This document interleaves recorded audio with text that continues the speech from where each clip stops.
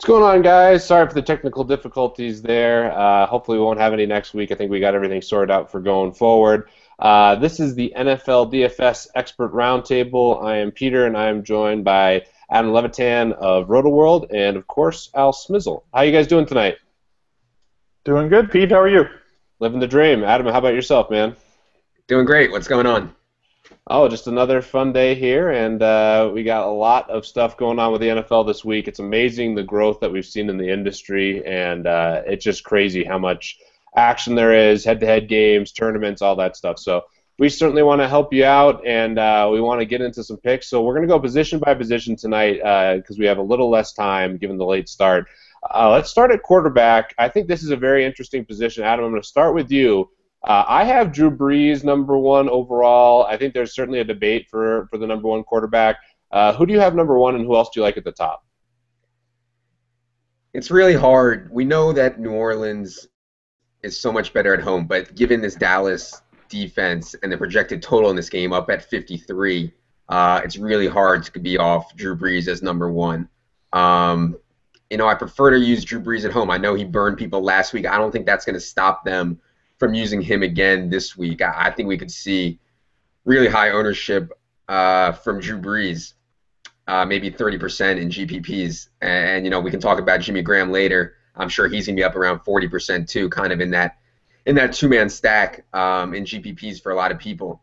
I think we can be a little contrarian in a lot of ways, actually. Phillip Rivers, I think, is one way we can be contrarian against Jacksonville, and I'm sure we can talk about Antonio Gates later, who I really like. I think it's a good spot for Aaron Rodgers. I think people are going to be off him after he kind of didn't show up against Detroit.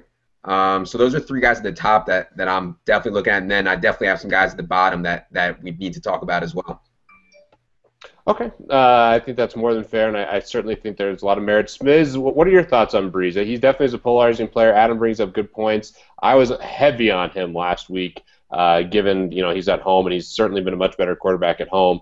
What are your thoughts on him, and who else do you like at the top? I think that Brees is an absolutely great choice. I think that he comes in as the number one quarterback of the week, but that's not considering price. I tend to be gravitating a little bit more towards the mid-range guys. Guys like Phillip Rivers, who Adam already mentioned, Nick Foles, who's got great numbers pretty much every single week, and Colin Kaepernick, who has the tastiest matchup going up against Nick Foles.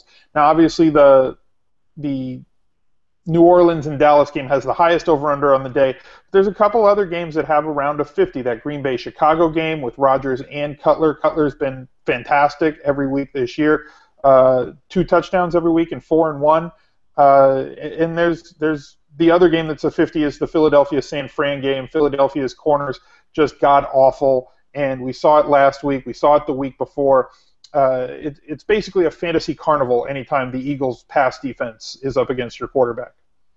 Yeah, I love Kaepernick. I think he's a great play. Had a lot of rushes last week, too, and some rushes in the red zone, which is encouraging. Adam, you mentioned some people or some quarterbacks that you wanted to talk about at the lower end. Who else do you like at quarterback?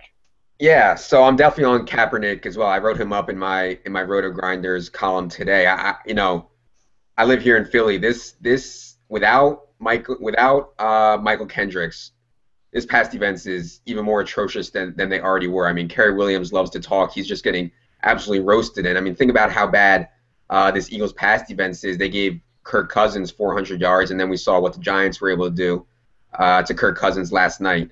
So Colin Kaepernick is definitely in play. They're 1-2. They're desperate. I think he'll run. I know we've talked about in the past how he was kind of hesitant to run early last year. I think Colin Kaepernick, given the situation, is going to have to start running. Love Crabtree, Kaepernick stack for GPPs. Jay Cutler scares me as a guy that without Brandon Marshall healthy. Brandon Marshall didn't practice once this week. They have to go to Santonio Holmes. I think that's a big downgrade for him. So at the bottom, the two guys that everybody seems to be talking about is Bortles and Bridgewater. My first inclination was to be more on Bridgewater given the home spot, given the matchup, and given the line. I mean, odds makers have only made the Vikings a 2.5 or 3-point favorite at home in a game with an over-under up around 47. I mean, they're projecting Minnesota to score about 22 points, and we know they're not going to be able to run the ball. with Matt Asiata. So I do like Bridgewater. 5,900 on FanDuel. He only needs 200 yards and a touchdown to meet value. Now, in a GPP, I think that Bortles has more upside. I know for the third straight week, I think that Jacksonville is going to show well. I've been wrong 3 times before, but maybe the fourth time is a charm for Jacksonville to actually show up. And Bortles plays that aggressive downfield style. I definitely like Bortles, Allen Robinson stack. Smiz, what are your thoughts there? I tend to like Bortles more, and maybe it's just because of the fact that neither quarterback really has weapons right now. With Kyle Rudolph out and Adrian Peterson out, and he's got Asiata there, and are they finally going to use Cordero Patterson now? Finally, maybe? Can he get more than 6 touches in a game? Because you would think that they'd just throw screen with their rookie quarterback, right? Just allow him to get a little confidence, and maybe Cordell breaks one. But even last week, after he came in, Jennings got 6 targets to Cordero's 3. So Bortles gives me that high floor.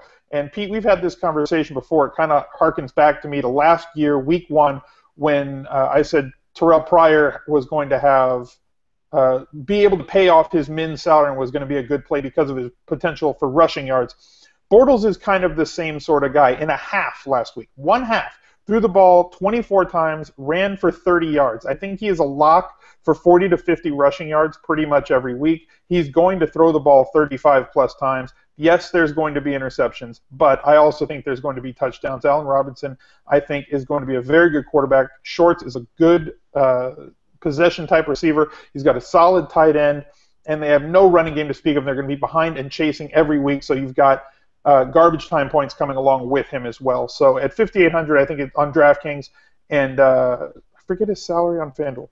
6,500, yeah. 6,500. Very easy for him to pay off that salary. He needs like 15 DraftKings points for cash games and about 12 to 13 FanDuel points. I think it's very easy for him to reach value, and he allows you to roster pretty much anyone you want at the skill positions. Yeah, no, I love Bortles. I think he's a great play. Loved him in college. I talked about him a lot on Twitter. I also talked about his girlfriend, which if you want to go on and type in Blake Bortles' girlfriend, I think she's pretty attractive, so you can have fun with that. For fantasy purposes, I think that he's going to throw a lot like we saw last week. I love Allen Robinson, another guy that I love playing in college football DFS, so it's exciting to see those guys on the field together. I do think Bridgewater is a decent option as well. I did see Condia played him in one of his main lineups on FanDuel, which doesn't surprise me. He's going to grade pretty well in terms of points per dollar, in terms of production. But it just depends kind of how you want to construct your roster. So I certainly think there's merit to both those guys. I'm starting to think Bortles is a little bit better play for me personally. But we'll see. The big question, too, and I guess it's a good transition to running back, Adam, Asiata is getting a lot of pub from some people. Do you think the Vikings try to run the ball, kind of grind out the clock against Atlanta? Or what do you think the game flow is going to be in this game for Asiata? And I guess you can make one final point on Bridgewater. Yeah, so Josh Norris, who's our college football guy, he thought that Teddy Bridgewater should have been a top 3 pick. And not because Teddy Bridgewater has the best arm or he's the most athletic or has the best measurables, but because he's a game manager type, but in an elite sense, in like a poor man's Joe Montana sense, like not the best physical quarterback, but a really good, solid game manager. So that's not usually what I'm looking for at quarterback. That said, usually you need a running game, and I don't think that Matt Asiata has any chance of coming up with a running game. I mean, I know the spot is good. I know Atlanta can't defend the run. I know they're at home. But Matt Asiata is just so underwhelming to me. I don't think that they're going to be able to run the ball with him. So maybe they get Jerick McKinnon in there. I seem to doubt it given his usage lately. Maybe they get Joe Banyard in there. But yeah, I think that it's going to have to be on Teddy for them to score the 22 points that they're projecting. So yeah, I think Teddy in cash is a better play for me and Bortles in GPP. Okay, cool. Let's move to running back. This is an interesting position this week. I think the number one guy is actually a debate. I love 3 guys, and I'm going to just say a couple things about each one, and then I can ask your opinion, Al. I think Murray probably is overall the number one guy for most people. I think he's in a good spot, and he's just been so productive. I like him, but I actually have Forte higher, who I also love. Mm-hmm. And then with those two, I think Le'Veon Bell is certainly in the conversation as well. But the interesting thing is Gerald McCoy, I believe, is coming back for Tampa Bay. So he's an elite defensive lineman, especially at stopping the run. And it's interesting. It's going to be interesting to see how Tampa Bay plays after just getting shellacked by Atlanta. So what are your thoughts about those guys at the top, and who else do you like kind of near the top end of the salary range for running back? Well, all week I've had Le'Veon Bell as my number one running back, and nothing's changed just yet. Now, if McCoy is back and healthy and it looks like he's going to play all the snaps and he's totally ready to go, then maybe I'll slide Forte above him. And on FanDuel, I believe that Forte is a couple hundred cheaper than Lev Bell is. But right now, with Lev Bell's inclusion in the passing game, and he's cheaper, way cheaper on DraftKings than the other running backs, he's going to get 5-6 catches a game. In the mid 7Ks, I really like his price there at 7,400 on DraftKings. He's more expensive on FanDuel than on DraftKings. I think that he presents just elite value, something along the lines of what LaShawn McCoy did last year, and I've been waiting to use him this year because he's had some bad matchups, but he totally shredded those bad matchups. Now he's got a really soft matchup in a game that they should win. I think that you're going to see 25-plus touches from Lev Bell this week, and they're going to be high-quality touches at that. Yeah, I love him. I could easily see him being the number one running back this year for fantasy overall. I've been high on McCoy the whole year, but that offensive line's just been ravaged. So, Adam, what are your thoughts on those guys, and who do you have or how would you rank the running backs this week from top to bottom with the top guys without salary being a factor? Yeah, so I think we can throw LaShawn McCoy out. I mean, that offensive line is going to be a total train wreck again, and I think San Francisco, like I said, a desperate team, is going to show well in this spot. I know they don't have Aldon Smith and Navarro Bowman, but Justin Smith and E. Williams are still in there to plug up the run. I don't think this is the spot for LaShawn McCoy. So, yeah, I had the same three guys up top as you guys, and I can't decide between DeMarco Murray and Le'Veon Bell. I think they're both excellent plays in both GPP and cash. And yeah, it's interesting for me to hear you say you like Matt Forte so much. I had Matt Forte on my list third. I thought it was sneaky. Maybe it's not so sneaky. Green Bay's defended the run well so far this year, but Matt Forte did has historically shred Green Bay. So I think Matt Forte bounces back, but if we're thinking about ownership, Matt Forte is going to be way, way, way less, I think, than Bell and Murray. Yeah, that's the enticement of him, and I actually really like his ability as a pass catcher. I think he gains a ton of value for DraftKings on that. Wouldn't surprise me, especially if Marshall's out. Jeffrey's looking a lot better, but he's still going to be kind of a deep threat. They're going to try to get him the ball in different ways. As more of a check down and a guy to rely on, I think Cutler will look to Santonio Holmes and to Forte a lot as well, if Marshall doesn't play, which we don't know that at this point. And Marshall's certainly been a gamer this whole time, so we'll see what ends up happening there. All right, so outside of the top guys, Smiz, I know the guy we got to talk about next. It's Donald Brown. What are your thoughts on him? And talk to me specifically about tournaments with Donald Brown. Well, see, there's the issue, is he's at such an enticing price. Last week got 31 carries and had a very Asiata-esque 2 yards per carry. But Fantasy Carnival in town, the Jacksonville Jaguars. So you'd have to think that average is going to go up. He's going to get all the goal line carries. There's just nobody else that can tote the rock there. And he's getting all the between the 20s little flare-outs from Rivers that usually would go to Woodhead, where he got, 5 catches also last week? Again, this is a guy that's going to get 25-plus touches. The problem is he's going to be very popular. So in tournaments, you may think, okay, I just have to have him as the rock of my tournament lineup because it allows me to afford other things. But I think that there's other guys at that same, a similar price point to him on both DraftKings, FanDuel, everywhere else across the industry, that you don't have to have him in tournaments. I think he's a fantastic cash game play, though. Another guy in that mid-range that I really like this week is Lamar Miller. And next level narrative here. This is an Oakland home game, but not really.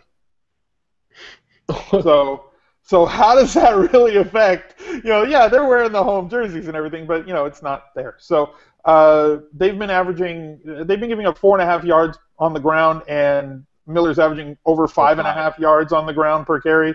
So the combination of those two things should lead to Miami actually giving the ball to Lamar Miller a lot more this week than they have in the past couple, especially with the quarterback problem they're having with Tannehill. His yards per attempt is basically the same as handing the ball off, and there's way less risk with just handing the ball off to Miller. So I would hope that he gets 20-plus carries this week. Do you think he'll reach that plateau? Adam, what are your thoughts on that? It's so hard to trust the Dolphins. Coming back to last year even, Bill Lazor wasn't there, but they did not trust Lamar Miller. They wanted to use him in a timeshare. So I know they don't have much behind them now with no Sean Moreno out. And it's also worth noting that Oakland is down 2 of their linebackers, and they're really banged up also against the run. So I definitely think Lamar Miller is in play. It's hard for me to say that I can guarantee him 20 touches. I think the volume is more of a lock for Donald Brown, as Al alluded to. So I'm more on Donald Brown in cash games than I am Lamar Miller for sure. One other guy near the top I wanted to mention for GPPs was Eddie Lacy. I'm curious to hear what you guys think about him. I mean, I think he's faced 3 out of the top 5 run defenses that will be there at the end of the year so far, and now he gets a Chicago team that gives up a lot to running backs. From watching Eddie Lacy and looking at his PFF stats and his metrics and stuff, I don't think he's running that much poorly, or maybe even any poorer at all than he did before. So is there any merit to Lacy in the GPP sense?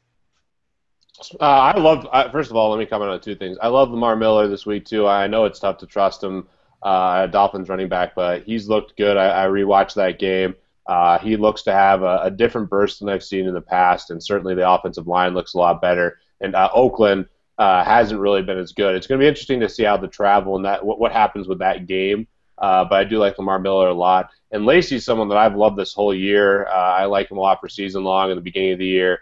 I played him last week, which was really foolish because he had such an enticing price tag, and I certainly am going to go back to the well for tournaments, because I will not be that guy who plays Eddie Lacy multiple times, gets burned by him, and then he goes off. I just have to stay on the Eddie Lacy train. Definitely not for cash this week, I don't think, given the other really good options, but for tournaments, I think he makes a great play. What are your thoughts, Miz?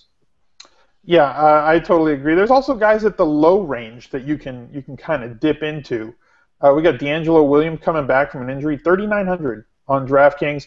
And everybody that got burned by Kyrie last week, is it time to stay on the Kyrie bandwagon this week against the Dallas Cowboys, who are bad?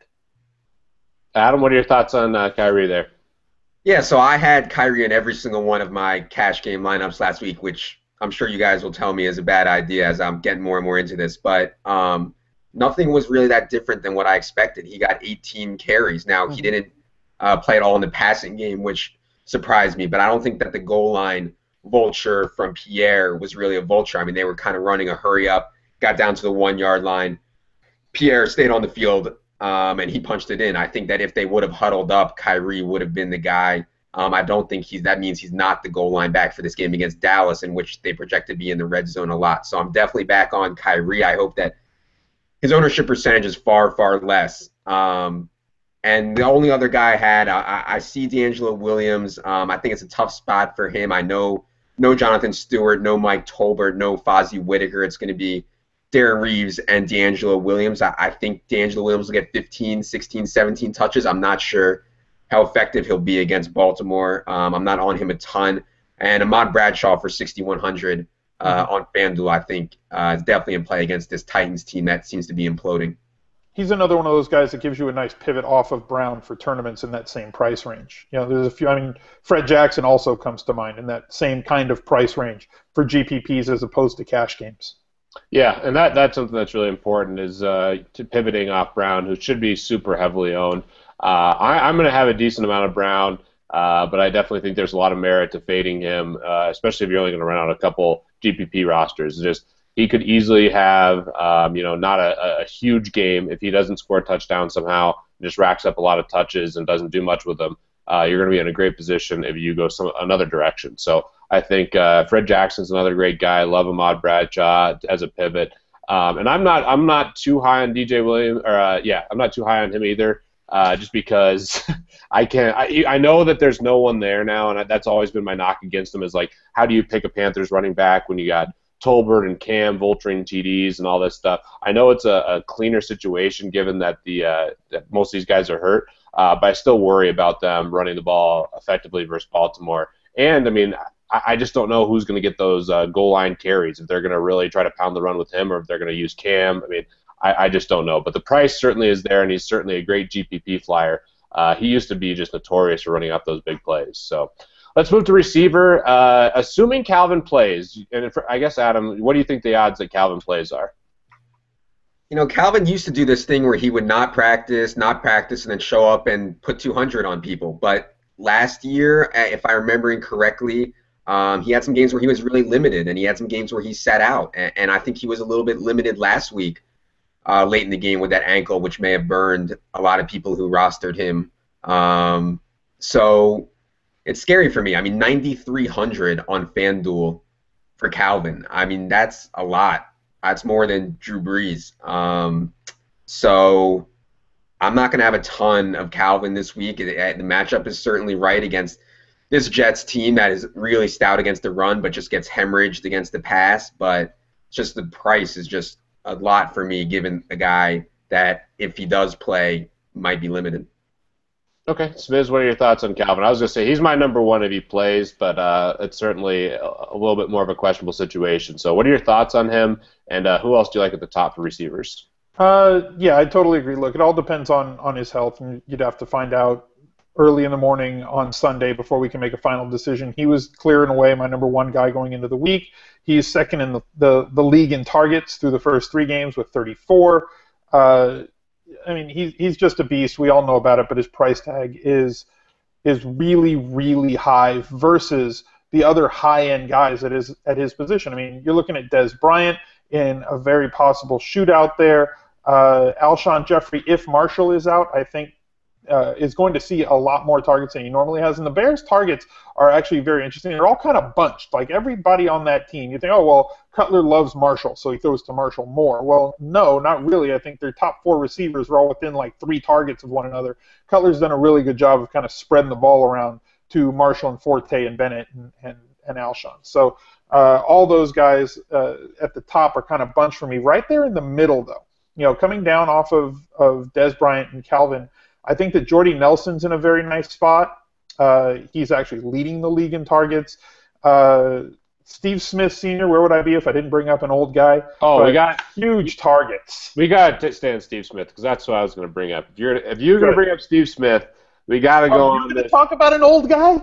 Oh, dude, Steve Smith. If there's ever a guy who's going to get a touchdown this week, Steve Smith seems like a lock. So you're going revenge game here. Oh, the biggest revenge game. Well, wouldn't the defensive coordinator also have a revenge game against Steve Smith? Is that not the to case? the same level that they want to get him a touchdown. And the narratives. Steve Smith. If there's ever a guy who's going to get a revenge game, like, it's going to be someone like Steve Smith, you know? And, like, it's so crazy, and I was thinking about it last night. I was actually, like, really thinking about it, had a conversation with a friend. Like, this stuff, all the narrative and whatnot, yes, there's not all the data to back it up all the time, but sometimes you just got to go with your gut and you kind of know. Like, Derek Jeter. What are the odds that Derek Jeter gets a hit in that spot last night? I would have bet, like, my entire life savings. 100 out of 100. Yeah, just there's certain things in life and just, like, the way things work. And, like, the year that Steve Smith's having already is one of the biggest targets. Going back to Carolina, he wants to have a big game more than anything. He's going to be in the quarterback's ear, the offensive coordinator's ear. He's going to have a big game. And I think even if it wasn't versus, you know, even if there wasn't a revenge factor, he still would be a nice play. So I didn't mean to cut you off, Smiz, but let me throw the stats to back up the narrative. Okay. He is 4th in the league in targets with 31. He's caught 18 of those balls that have been thrown his way. 7 red zone targets puts him tied for 1st in the league right now amongst pass catchers, with 3 of those coming inside the 10. So he is getting an awful lot of love, and that was with Pitta on the field. Now Pitta is off the field. I don't think that Owen Daniels is going to see all the targets that Pitta got. I think that we're going to see a slight bump, maybe a 10% bump in Steve Smith's targets, and then all the revenge game narratives. So the math stands for it. The narratives stand for it. It's a great story. He's a little guy with a big heart, all that sort of stuff. Adam, what do you think? I'm so stubborn on Steve Smith. You know, I've taken a bath on him. It's so hard for me to get behind a 35-year-old guy that was cut due to ineffectiveness last year, you know, and I know he's been great. I know that he's been the one that's getting fed by Kubiak. I have to think at some point the target count between Torrey and Steve kind of squeezes together more. Now, is it going to be this week when they're playing the Panthers? Probably not. He's probably going to get a ton of targets, like Pete said, and they're probably going to try to feed him a touchdown. You know, I do think the Panthers are going to try to keep him from scoring a touchdown. I am not all in on Steve Smith. I feel like I have to have a little bit of him, but I am not going to have a lot of him. And just to touch on Jordy real quick, I think Jordy is in the same situation as Kyrie in that people used him like crazy last week, and they're like, oh, Jordy burned me. No, I'm not going to use him. Well, I think Jordy's in a tremendous spot this week. Obviously, no Peanut Tillman and Chris Conti, their safety, is probably going to be out as well. Ryan Mundy's a little banged up too, so I definitely like Jordy a lot down at 8,300 on FanDuel. Yeah, a lot of good points there, and certainly I think I'm not going to go all in on Steve Smith, but I do love the revenge factor here. I think Calvin and Jordy are both in that spot. I think both of them will be under-owned, assuming Calvin plays. I think the injury news is also going to pull people off Calvin, which is another reason I like him for tournaments. Love Jordy. I think he's an amazing play. Pretty much agree with everything you guys said. If you're going to go cheap, though, at receiver, I got one guy kind of on the same thread of guys who were really heavily owned last week and then burned out. I think Golden Tate could be another guy potentially who could come back in that same role and have a nice game. Smiz, what are your thoughts on him and some of the mid-tier, lower, cheap receivers? Well, Golden Tate, to me, his value for this week is directly tied to Calvin. With Calvin in there, with this offense the way they have, he looks like he's pretty safe for about 4 or 5 catches, 50 yards pretty much every single week. He might skew like 10, 20% higher. He might skew 10% lower. But that seems to be his level where he's going to be at this year in that offense. Now, if Calvin's out, he may see, maybe 30, 40% more targets on a week, and that kind of changes his value.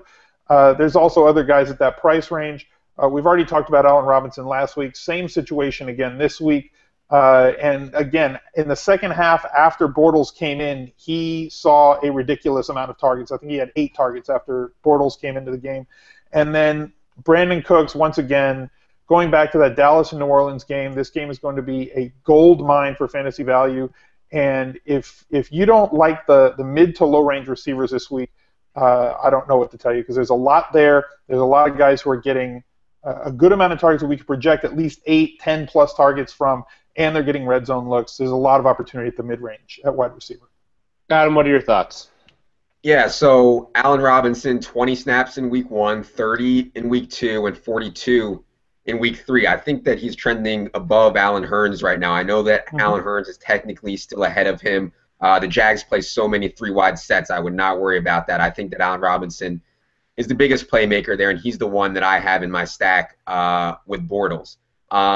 Yeah, there's a lot of guys that I would just like a shot in the dark GPP. I think Devontae Adams, if Jarrett Boykin doesn't play in a game that's going to be really high scoring, we could be seeing a ton of Devontae Adams in the Packers 3-wide base. And an even deeper shot in the dark, Andre Holmes with Rod Streeter out 4 to 5 weeks. I think Andre Holmes is going to be playing a bunch of snaps. It's kind of a 3-man rotation with Denarius Moore and James Jones there. So I like those 2 guys. And the one guy that sticks out to me, whose price has dropped so far, me and Pete talked about this guy before the season. I don't love him, but at 6,700 on FanDuel, it's hard for me to ignore Keenan Allen against the Jags.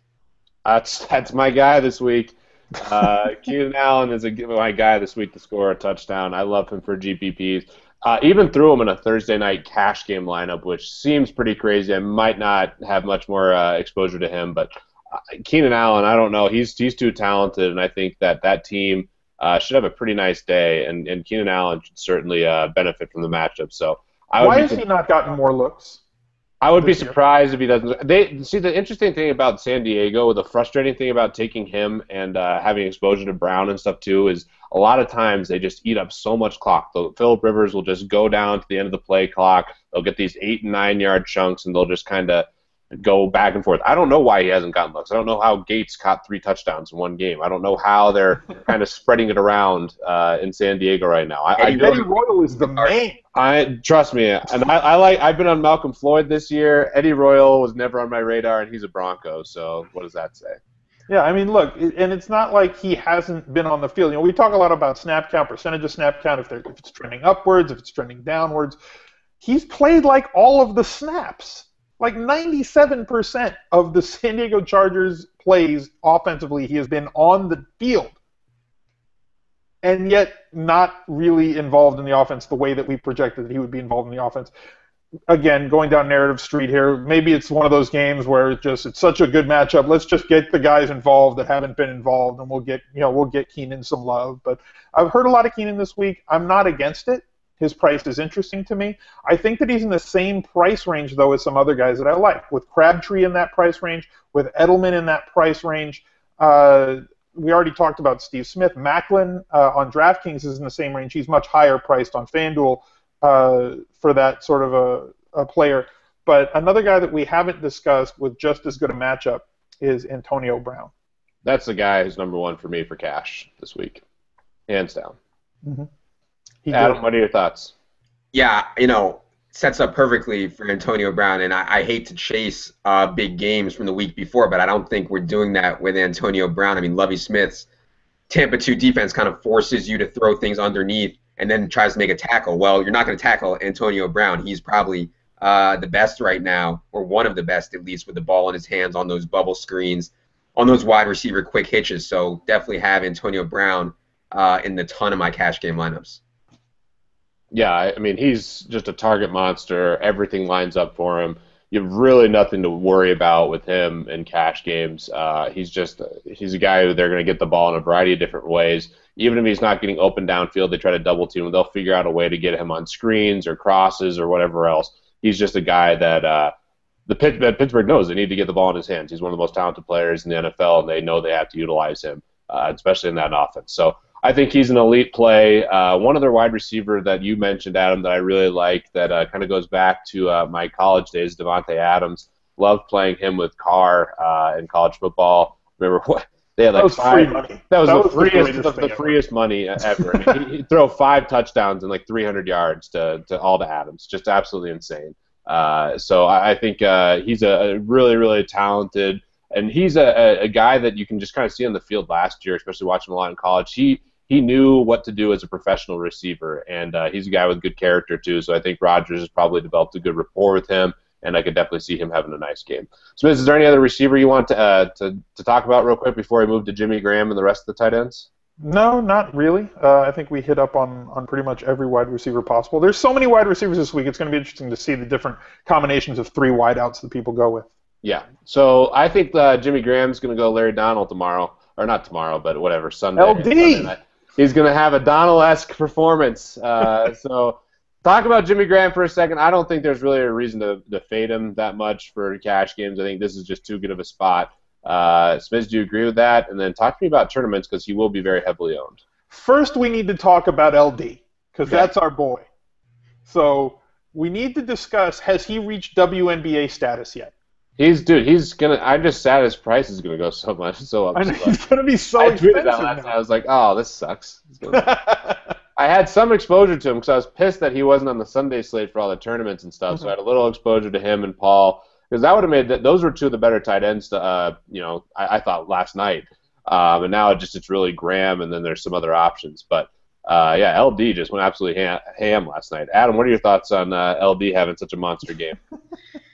Yeah, we can't write off these undrafted guys so quickly. I mean, it was pretty obvious that Eli had such a rapport with LD. So, yeah, I didn't have any of them last night, so I guess I'm kind of pissed. But besides that, yeah. Do you think Jimmy Graham has the same kind of ceiling as LD?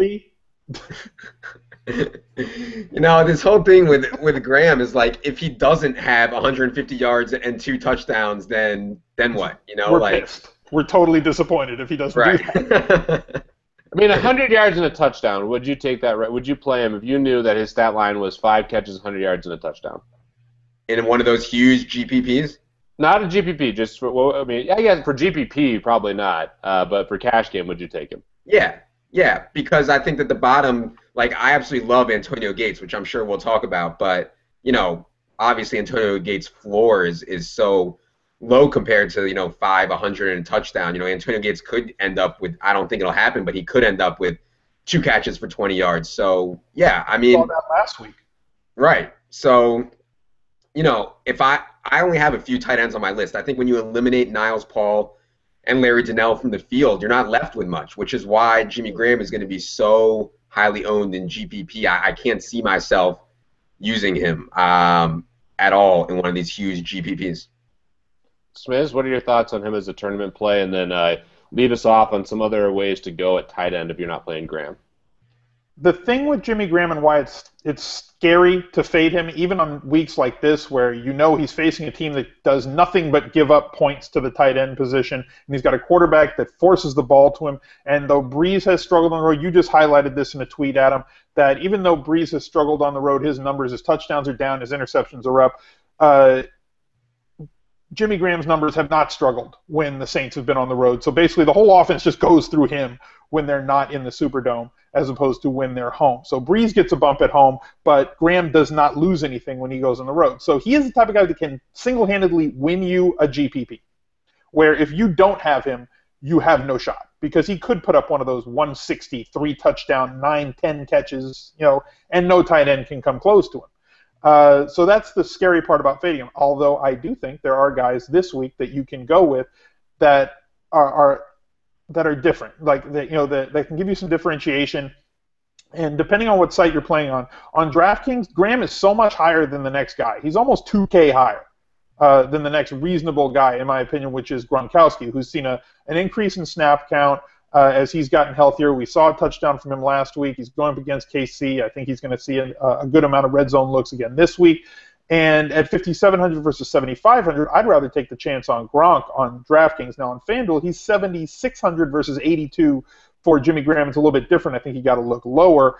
And the guy that we're going to have to talk about is the guy that everybody's been wanting to play for 3 weeks, and I said, don't play him, don't play him, don't play him. I'm hesitant to play him this week, but I think we kind of have to have some shares no matter how good this Patriots defense is against tight ends. But Kelsey is starting to come on, and he saw his snap count get above 65% last week after being in the 30s the first couple of weeks. Is it Kelsey time? Adam, I'll let you answer first. I absolutely love Travis Kelsey. I mean, if you watch Travis Kelsey play, you can't help but think Rob Gronkowski. And I think the Chiefs win this game home Monday night.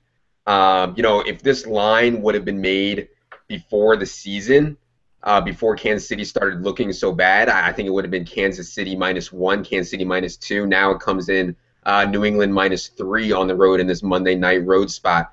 I think Kansas City wins the game, and I think that this could be the national breakout performance for Travis Kelsey. I mean, not that many people outside of fantasy football Twitter or Chiefs fans really know about Travis Kelsey yet.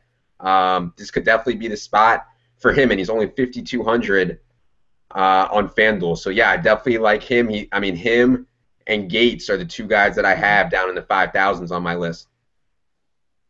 Okay. I certainly think it could be Kelsey week. I love him as a player going forward.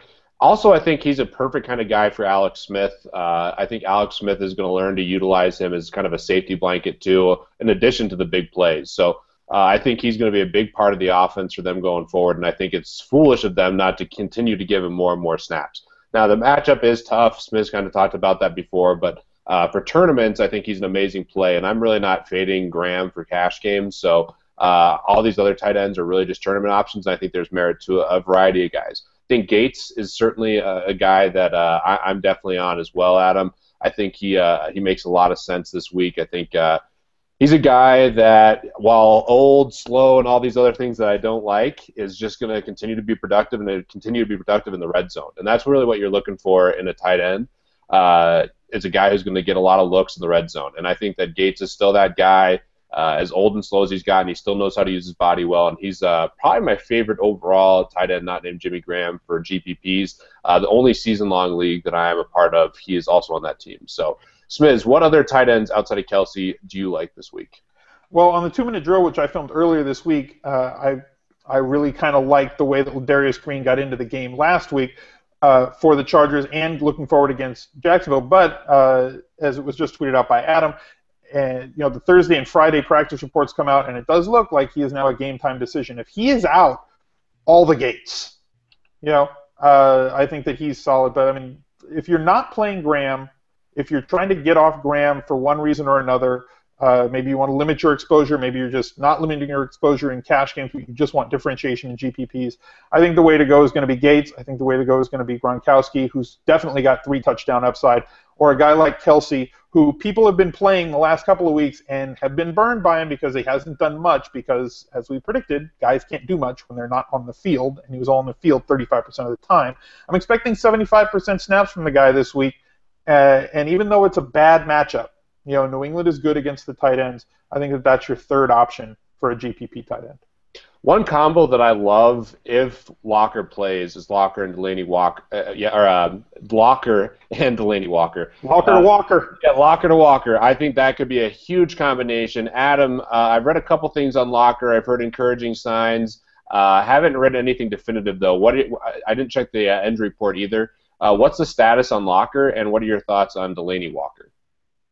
Yeah, I didn't have either of those guys on my list, and it looks like Jake Locker is going to sit. I mean, Jim Wyatt, who is the, I would say, top beat reporter for the Titans, said that fantasy football owners should go ahead and take Jake Locker out of their lineups. So, I mean, I wasn't going to be on Locker anyways. I'm surprised to hear you say that.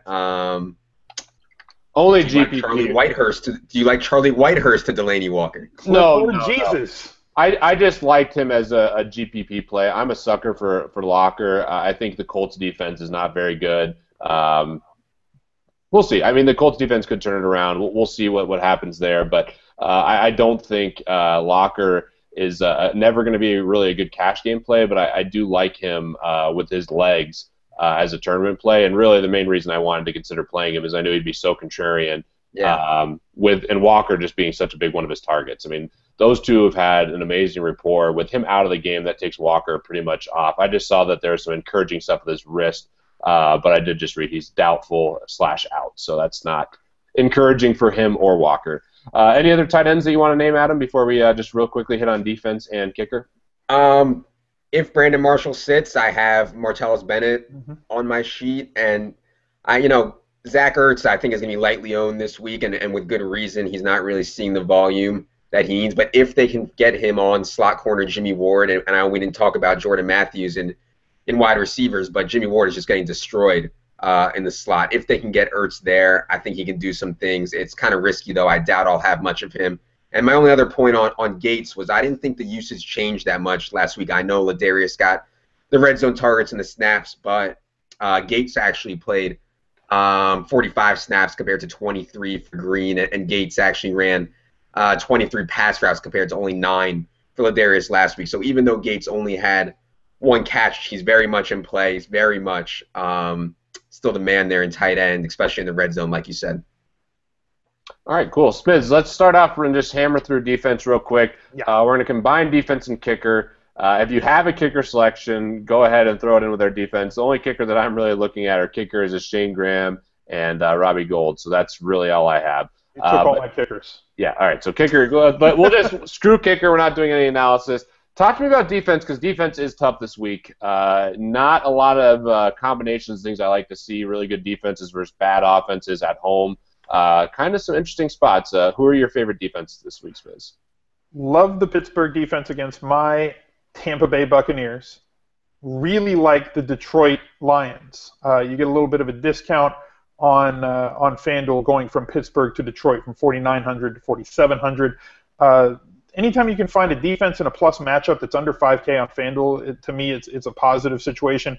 And on DraftKings, if you can get a defense that you think is also in a positive situation at 3K or below, to me that's the spot. And both of those teams click off both of those boxes for me on both sides. So to me, those are the two that stand out.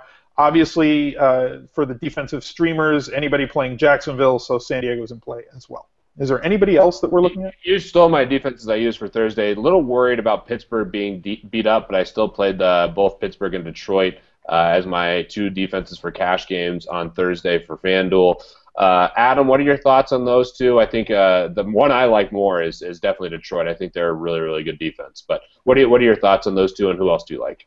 Yeah, Pittsburgh actually scares me. They're so banged up. No Shazier, no Ike Taylor, who I know maybe that's a positive for them. But and I actually also think that Glennon is better than McCown. So I don't know if I'm going to have much Pittsburgh this week. I think Lennon is less mistake prone than McCown. The only one that you got, or two that you guys didn't mention that I have on my list is Houston home against EJ Manuel, who I still think is among the worst quarterbacks in the league.